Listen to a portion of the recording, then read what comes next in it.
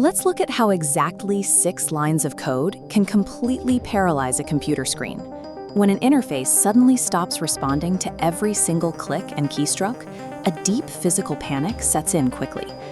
Python is usually treated as a tool for back-end data processing. However, it also includes built-in commands that can directly manipulate the graphical user interface of an operating system.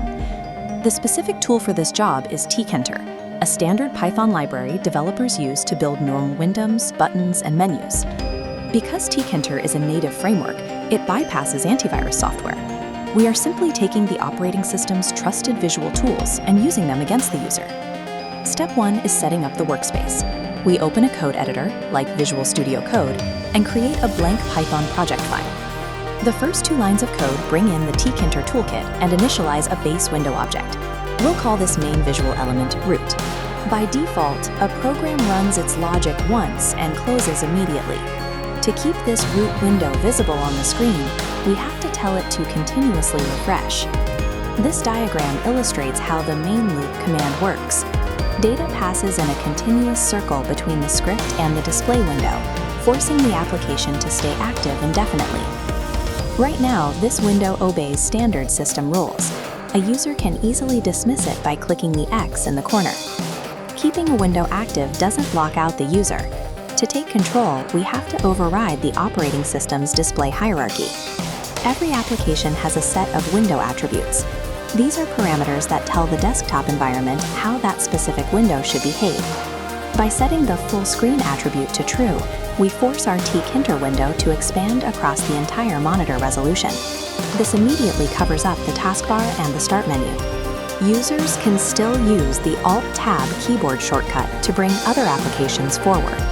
To prevent that, we apply another attribute called topmost. This 3D diagram shows the stacking order of open applications. By setting topmost to true, the Tkinter layer forces its way to the absolute top of the stack, physically blocking the view of any browser or folder beneath it. The user screen is now entirely covered by a blank window. However, the system still registers the default closing command if the user manages to right-click the exit button or hit a universal shortcut. Covering the screen is only half the problem solved. If the operating system still accepts the termination command, the trap is easily broken. When a user clicks the closing X icon, the operating system sends a specific hidden signal to the application, called the WM delete window protocol.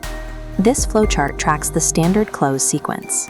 The user clicks X, the protocol is triggered, and the application terminates. But as developers, we can easily intercept that signal. Using Python, we redefine the protocol so instead of terminating the app, it triggers a null function, a command that performs no action. Look at the updated sequence. The termination command diverts away from the closing sequence, dropping straight into a dead-end void.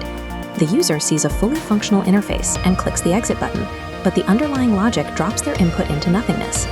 By neutralizing this final operating system protocol, those 6 lines of script achieve complete interface dominance, trapping the user inside the application.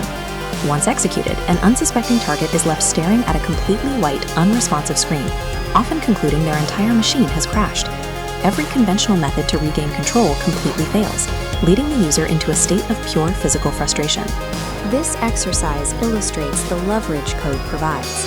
A few basic logical commands dictate the rules of the machine, overriding standard expectations. If you run this script, you need to know the actual way out. To escape the locked screen, use Ctrl-Alt-Delete, open the task manager, locate the Python process, and forcefully end it. Understanding the foundational rules of an operating system allows you to redirect its behavior. Writing code becomes an act of designing new constraints rather than just entering text.